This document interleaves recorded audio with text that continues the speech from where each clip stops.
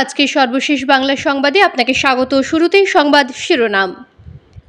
শেখ হাসিনাকে ফেরত পাঠানোর প্রশ্নে যা বলল ভারত। কেন মধ্যরাতে সরানো হলো এস আরামের 14 বিলাসবহুল গাড়ি, যে কারণে উচ্চ পর্যায়ের আদালত গঠন করল সেনাবাহিনী। ভিসা সংকট নিয়ে যে ব্যাখ্যা দিল ভারত। পানি বন্টন নিয়ে বাংলাদেশের নতুন প্রস্তাব, যা বলল ভারত। যে কারণে রাজনৈতিক দলগুলোর সঙ্গে বসছেন প্রধান উপদেষ্টা। কেন বাংলাদেশের সঙ্গে ঘনিষ্ঠভাবে কাজ করতে চায় পাকিস্তান। বিস্তারিত প্রতিবেদনে যাওয়ার আগে অনুরোধ করব, চ্যানেলটি সাবস্ক্রাইব করুন এবং আপনি কোন জেলা থেকে আমাদের এই ভিডিওটি দেখছেন তা কমেন্ট করে জানিয়ে দিতে ভুলবেন না। যে খেলা শুরু হইলো তাতে বোঝা যায় পতিত সরকারের সেনাপতিরা এখনো সবল এবং সক্রিয়। এই আনসার কাণ্ড একটা কিন্তু ওয়েক আপ কল প্রফেসর ইউনূসের সরকারের জন্য।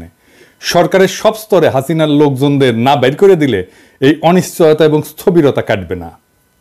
আমি এটা ক্রমাগত বলে আসতেছি, সুপ্পু থেকে শুরু করে হাসিনার নিয়োগ দেওয়া ব্যক্তিদের বাইর করে না দেওয়ার ফল আমরা পাচ্ছি এবং পাইতে থাকব। এর আগে শীর্ষ আদালতের মাধ্যমে কু করার চেষ্টা হয়েছিল, আগামীতে এই ধরনের চক্রান্ত চলতেই থাকবে। কেউ যদি মনে করে থাকেন পরাজিত ফ্যাসিস্টরা এবং তাদের প্রভু ভারত সবকিছু মেনে নিয়ে বসে থাকবে, তাইলে কিন্তু বোকার স্বর্গে বাস করিচ্ছেন। ওদের ফেলে যাওয়া জঞ্জালগুলো সমূলে সাফ করেন। ছাত্ররা আনসার কাণ্ড ব্যর্থ করে দিচ্ছে, কিন্তু ছাত্রদের ডাকতে হবে কেন? পুলিশ আছে না, বিজিবি আছে না, আর্মি আছে না? ছাত্ররা কি ছাত্রলীগ না মাস্তান যে এরা এই শেষ পিটাবে সবাইকে আর সবাই ঠান্ডা থাকবে? এটা কোনো প্রসেস হইল? আনসার অনেক আগে থেকে প্রস্তুতি নিতেছে, আমরা সবাই জানি। আর স্বরাষ্ট্র উপদেষ্টা লেজ মলতেছে বসে বসে। ওই যে দেখেন স্বরাষ্ট্র উপদেষ্টা মালদারে দেখেন কেমনে কথা কয়। 3 উপদেষ্টা এবং অন্যান্য যারা সহকর্মী সবার সাথে আলোচনা করে আমরা একটা সিদ্ধান্ত উপনীত হয়েছি, এখন থেকে রেস্ট প্রথা থাকবে না আনসারে। আর অন্যান্য যে তাদের দাবি দাওয়াগুলি আছে ওই জন্য একটা কমিটি করে দেওয়া হচ্ছে। এই কমিটি পর্যালোচনা করে আমাদের কাছে পাঠিয়ে এবং তা আমরা আন্তঃমন্ত্রণালয়ে বসে একটা সিদ্ধান্ত নেব। এটি আপনাদের কাছে আপনার এই মেসেজটা সবাইকে পৌঁছায় দেন। রেস প্রথাটা এটা একটু ব্যাখ্যা করলে ভালো হয়। রেস প্রথাটা হচ্ছে আমাদের নিয়ম নীতিমালা, নিয়োগ বিধিমালা অনুযায়ী ওনারা 3 বছর চাকরি করার পরে 6 মাস যাবৎ ওনারা রেস্টে থাকে। এরপরে ওনারা আবার অঙ্গীভূত হয় 6 মাস পরে। এই 6 মাস ওনাদের জীবন জীবিকাটা একটু দুর্দশার মধ্যে থাকে, সেই জন্য ওনাদের মূল সমস্যাটা ওই জায়গায়। এই জন্য আমরা সবাই মিলে একটা একমত পোষণ করি যে এই প্রথাটা যেন বাতিল করা হয়। নিয়োগ বিধিমালা থেকে সেটা আমরা কিভাবে বাতিল করা হবে সেই প্রক্রিয়াটার মাধ্যমে আমরা এটাকে রেগুলার জব হিসাবে কিভাবে করা যায় সেটা আমরা দেখেছেন কথা কিতে পারে কাঁপিচ্ছে। হ্যাঁ, কাঁপিচ্ছে কেমন করে? আমি শিওরের ডরাই প্যান্ট ভিজাই ফেলছে। এরা কোন আক্কেলে স্বরাষ্ট্র উপদেষ্টা বানাইছে? শোনা যায় এরা নাকি বিএনপির রিকমেন্ডেশনে করা হয়েছে। সত্য মিথ্যা জানি না। উই নাকি কেউ গেলেই তাকে কয়জন বিএনপি করেন এটা নাকি কয় উই বিএনপির প্রতি কৃতজ্ঞতায়। যাই হোক, সত্য মিথ্যা তো জানি না। আবার অনেকে আমার কাছে উষ্মা প্রকাশ করেছে যে আমি কেন ওরে 111 করছি। উই নাকি ররে ফাটায় ফেলবে একেবারে, কারণ বিডিআর বিদ্রোহ নিয়ে ইন্ডিয়ারে ধরবে, ও ঠাইসা ধরবে। আপনাদের কি মনে হয় ইন্ডিয়ার সামনে দাঁড়ানোর হিম্মত রাখে? সব অপদার্থ উপদেষ্টা নিয়ে চলতেছে। আর এক উপদেষ্টা তৌহিদ সাহেব, উনি মায়ের বাচ্চা হবে তাই ছুটি নিয়ে নাকি আমেরিকা গেছে। এটা রক্তাক্ত বিপ্লবের পরে এই হইতেছে উপদেষ্টার অবস্থা। সালেজন কইছে যে সমস্ত মামলা দেওয়া হইতেছে তার নাকি প্রথম পর্যায়ে পার হইতে পারবে না। তো এর দায় কার বলেন? আপনারাই বলেন। স্বরাষ্ট্র আর আইন উপদেষ্টার তো নাকি? যাই হোক, আসিফ নজরুল্লাহ এটা ব্যাখ্যা দিছে, কিন্তু এটা নিয়ে পরে আলাপ করবো। আজকে অন্য বিশাল প্রচুর আলাপ আছে, সেই জন্য আজকে এটা ধরিচ্ছি না। তো যে অভিযোগে মামলাগুলো দেওয়া হয়েছে তার বেশিরভাগ ক্ষেত্রে তো হাস্যকর। যেভাবে গ্রেপ্তার হচ্ছে অতি নাটকীয়, আর যেভাবে আদালতে তোলা হচ্ছে তার দায়িত্ব জ্ঞানহীন। আপনি যদি কোনো একজনকে অভিযুক্ত করে আদালতেই তোলেন, তারে মাইরা বিসি ফাটায় তো দিতে পারেন না, তাই না? আপনি শুরু করলেন ডিম মারা দিয়া, এটা মানা যায়। কিন্তু এখন আপনি এমন মাইর দিলেন যে বিসি ফাইটে যাবে। মাহমুদুর রহমানের উপরে কুষ্টিয়া আদালত প্রাঙ্গণে হামলা আর কালামানিকের বিসি ফাটায় দেওয়া কোনভাবে আলাদা? আসিফ নজরুল কইছে দুটো নাকি আলাদা না, দুটো একই জিনিস। অগ্রজ সাংবাদিক মাহমুদুর রহমান সাহেব, উনাকে আদালতে কি নির্মম ভাবে রক্তাক্ত করা হয়েছিল, তখন আপনারা সবাই কি প্রশংসা করেছিলেন? আপনাদের টিভিতে কি এই নিউজটা দেখাতে পেরেছিলেন? বিএনপির আইনজীবীরা এই কাজ করতেছেন কলে, এটা সবাই কইতেছে। নিজের বিবেককে প্রশ্ন করেন কাজটা ঠিক করতেছেন কিনা। মানিকের বিসি ফাটাইলে পাবলিকে খুশি হবে। আমার তো মনে হচ্ছে যে পাবলিক খুশি করার মিশনে নামিছেন উপদেষ্টারা। একজন গ্রেপ্তারকৃত অভিযুক্তকে যদি নিরাপত্তা দিতে না পারেন, তাহলে ক্যান্টনমেন্টের মধ্যে আদালত বসান। ক্যান্টনমেন্ট ছাড়া তো এখন আপনাদের কোনো গতি নাই। কিছু হইলে ক্যান্টনমেন্ট, কিছু হইলে আর্মি। তো যান ক্যান্টনমেন্টের মধ্যে যে আদালত বসান, ওইখানে নিরাপত্তা দিতে পারবেন। তো মানিকের উপরে হামলার জবাব কিন্তু প্রফেসর ইউনূসকেই দিতে হবে, আজ হোক কাল হোক একসময় দিতে হবে। বিএনপির আইনজীবীদের কেউ এই প্রশ্ন করবে না। প্রফেসর ইউনূসকে এমন একটা বিব্রতকর প্রশ্নের মুখে ঠেলে দেওয়া কার স্বার্থে, কার উপকার করবে? মনে রাখেন, উনি যে আছেন এই জন্য ওয়েস্টকে আমাদের ব্যাপারে হোস্টাইল করতে পারতেছে না ইন্ডিয়া। উনারা আজাইরা বিব্রতকর পরিস্থিতিতে ফেলেন না, উনারা বিব্রতকর পরিস্থিতিতে ফেলবে ইন্ডিয়ান লেসপেন্সারেরা। আপনি যদি ইন্ডিয়ান লেসপেন্সারদের জন্য দেওয়া প্রভুপাদ উপাধি পাইতে চান, সেটা অবশ্য আলাদা কথা। তো প্রফেসর ইউনূসের ডিপেন্ড করলাম, এবার ওনারা এটা ধরি না, কি কন আর ধরি। স্যার, আপনি যে জাউরার লগে দেখা করছেন, এই যে ইন্ডিয়ান হাই কমিশনার, আমি খুব মাইন্ড করেছি। আপনার কেউ নিশ্চয়ই বলে যে পিনাকি হুদাই মুখ খারাপ করে। হ্যাঁ, দেখেছেন কি টাইটেল করেছে, দেখেছেন পত্রিকার নিউজে দেখেছেন? হ্যাঁ, এই টাইটেল যদি সত্যি না হয় তাহলে আপনার দপ্তর থেকে প্রতিবাদ পাঠাবেন, আর যদি সত্য হয় তাহলে আপনাকে জবাব দিতে হবে কেন ইন্ডিয়ার কাছে আপনি সাহায্য চাইছেন। প্রণয় ভার্মার লগে আপনার দেখা করতে হবে কেন? সৌজন্য। হ্যাঁ, ওই যে কইছে সৌজন্য সাক্ষাৎ, তো ও সৌজন্য দেখাইছে আপনারে স্যার, কি কন? আপনার শপথ অনুষ্ঠানেও আসছিল, আসে নাই, ওই সৌজন্যটাটুকু দেখাই নাই। এই তো জাউরার সৌজন্য বোধ, তাই না? আপনি বলেন ছাত্ররা আপনার দায়িত্ব দিছে, তো ছাত্ররা কি ভারতের সাথে কুসুম কুসুম সম্পর্ক অনুমোদন করে? করে না তো। তবে এই ছাত্রদের সম্পর্কে কিছু বলা দরকার একজন অগ্রজ হিসাবে, আর এই লড়াইয়ের একজন স্টেক হোল্ডার হিসেবে। আর প্রফেসর ইউনূসকে কিছু ইনসাইড স্টোরি সম্পর্কে বলা দরকার, তাইলে ওনার বক্তব্যগুলো আশা করি আরো নিখুঁত হবে। এই বিপ্লবটা স্যার ছাত্ররা শুধু একা করে নাই, ছাত্ররা লড়াইয়ের স্পিয়ার হেড ছিল, মানে যারা রাজনীতির ভাষায় বলে ভ্যানগার্ড, মানে কমিউনিস্টরা কয় আর কি ভ্যানগার্ড, বর্ষার ফলার মতো আর কি। বর্ষার ফলা কিন্তু একা কিছু না, এটা অকার্যকর অস্ত্র বা সামান্য কার্যকর অস্ত্র। আর পিসের লাঠিটাও একা কিছু না, সামান্য কার্যকর অস্ত্র, কিন্তু দুইটা একসাথে এটা কার্যকর অস্ত্র হইয়া ওঠে। তো বর্ষার ফলাটা হইতেছে ছাত্ররা, আর জনতা হইতেছে পিসের লাঠিটা। ছাত্রদের সাথে জনতাও নামছিল, ব্যাপকভাবে নামছিল। শুধু বিশ্ববিদ্যালয়ের ছাত্র না, মাদ্রাসা ছাত্ররা নামছিল, শহীদ হয়েছে কাতারে কাতারে। কে নামে নাই? রিকশাওয়ালা, গার্মেন্টস ওয়ার্কার, জামাত, বিএনপি, হেফাজতের কর্মীরা, আবু সাইদকে শিবিরের সাথী। তো গত 15 বছর ধরে যারা লড়াই করছে তাদের রক্ত অশ্রু কান্নার উপরে দাঁড়ায় আছে এই লড়াই দাঁড়ায় নাই। শেখ হাসিনাকে ফেরত পাঠানোর প্রশ্নে যা বলল ভারত।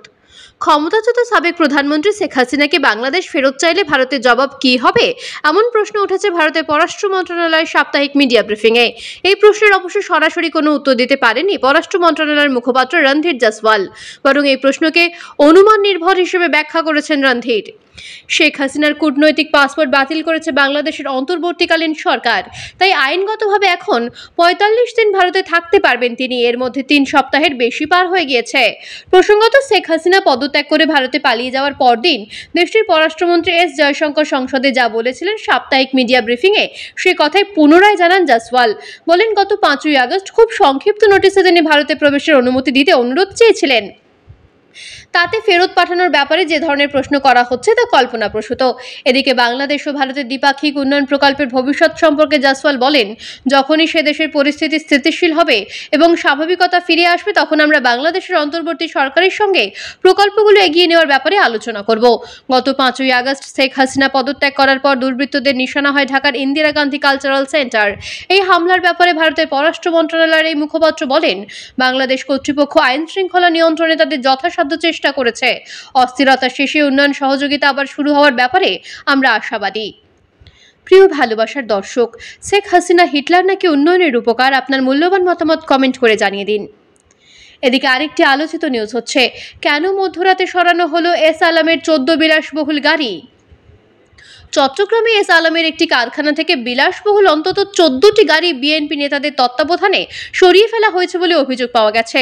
বৃহস্পতিবার মধ্যরাতে নগরীর কর্ণফুলী থানাধীন মইজারেটেক এলাকার ওই কারখানা থেকে এই গাড়িগুলো সরিয়ে নেওয়া হয়েছে।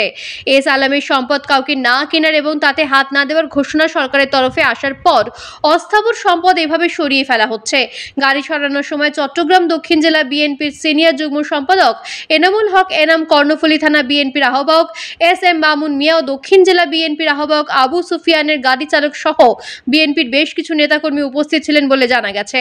ভাইরাল হওয়া একটি ভিডিও ফুটেজে রাতের আধারে কারখানা থেকে একের পর এক বেশ কয়েকটি গাড়ি বের হতে দেখা যায় এবং এনাম ও মামুনের উপস্থিতিও দেখা গেছে।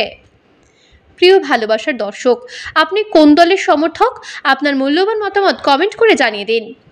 অন্যদিকে আরেকটি গুরুত্বপূর্ণ নিউজ হচ্ছে, যে কারণে উচ্চ পর্যায়ের আদালত গঠন করল সেনাবাহিনীর অভ্যন্তরীণ দুর্নীতি ও গুমের ঘটনা তদন্তে উচ্চ পর্যায়ের আদালত গঠন করা হয়েছে।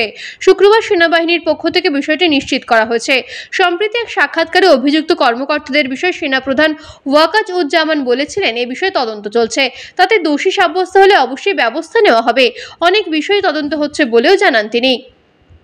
সেনাপ্রধান আরও বলেছিলেন, প্রমাণ ছাড়া কারো বিরুদ্ধে ব্যবস্থা নেওয়া যায় না। তদন্ত প্রক্রিয়াটি একটু ধীর গতিতে চলছে, এখানে বেশ কিছু বিষয় নিয়ে কাজ করতে হবে। প্রিয় ভালোবাসার দর্শক, আপনি কোন দলকে ক্ষমতায় দেখতে চান? আপনার মূল্যবান মতামত কমেন্ট করে জানিয়ে দিন। এদিকে আরেকটি আলোচিত খবর হচ্ছে, ভিসা সংকট নিয়ে যে ব্যাখ্যা দিল ভারত। ভিসা না পেয়ে রাজধানী ঢাকায় ভারতীয় ভিসা সেন্টারে গত 26শে আগস্ট বিক্ষোভ করেন অসংখ্য ভিসা প্রত্যাশী। ওই দিন স্লোগানে তারা বলতে থাকেন, এক দফা এক দাবি, ভিসা চাই। ভারতের দালালরা হুঁশিয়ার, সাবধান, ভিসা না নইলে টাকা ফেরত দে। এই ঘটনার 4 দিন পর অবশেষে উদ্ভূত সংকট নিয়ে মুখ খুলেন ভারতের পররাষ্ট্র মন্ত্রণালয়। শুক্রবার দেশটির পররাষ্ট্র মন্ত্রণালয়ের মুখপাত্র রণধীর জয়সওয়াল জানিয়েছেন, আপাতত বাংলাদেশিদের শুধুমাত্র চিকিৎসা এবং জরুরি প্রয়োজনীয় ভিসা দেওয়া হচ্ছে, তবে এই কার্যক্রম চলতে সীমিত পরিসরে। যখন বাংলাদেশের পরিস্থিতি স্বাভাবিক হবে তখন পুনর্মাত্রায় কাজ শুরু হবে এবং ভিসা কার্যক্রম স্বাভাবিক হবে। তিনি বলেন, আমরা সীমিত পরিসরে চিকিৎসা ও জরুরি পরিষেবায় ভিসা প্রদান করছি। যখন বাংলাদেশের পরিস্থিতি স্বাভাবিক হবে, আইন ও শাসন ফিরে আসবে, তখন আমরা ভিসা নিয়ে পরিপূর্ণ কাজ শুরু করব। এছাড়া ক্ষমতাচ্যুত হওয়ার পর সাবেক প্রধানমন্ত্রী শেখ হাসিনার ভারতে থাকা এবং বাংলাদেশ সরকারের কাছে তাকে ফেরত চাওয়ার ব্যাপারেও কথা বলেন রণধীর জয়সওয়াল। তিনি জানিয়েছেন, হাসিনা খুবই স্বল্প সময় নোটিসে ভারতে এসেছিলেন, এর বাইরে তাদের কাছে আর কোনো খবর নেই। এসব বিষয় ছাড়াও বাংলাদেশের সাম্প্রতিক বন্যা পরিস্থিতি নিয়ে কথা বলেছেন তিনি। ভারতীয় কূটনৈতিক দাবি করেন, বাংলাদেশের ভয়াবহ বন্যার জন্য ভারতকে দোষারোপ করে মার্কিন সংবাদ মাধ্যম CNN-এ যে প্রতিবেদন প্রকাশ করা হয়েছে তা সঠিক নয়। তিনি বললেন, বাংলাদেশের বন্যা পরিস্থিতি নিয়ে CNN-এর প্রতিবেদনে আমরা দেখেছি একটি বিভ্রান্তিকর এবং বাস্তবে সত্য নয়। বন্যা পরিস্থিতি নিয়ে ভারতের পররাষ্ট্র মন্ত্রণালয় যে বিবৃতি দিয়েছিল সেটির বক্তব্য এই প্রতিবেদনে উপেক্ষা করা হয়েছে।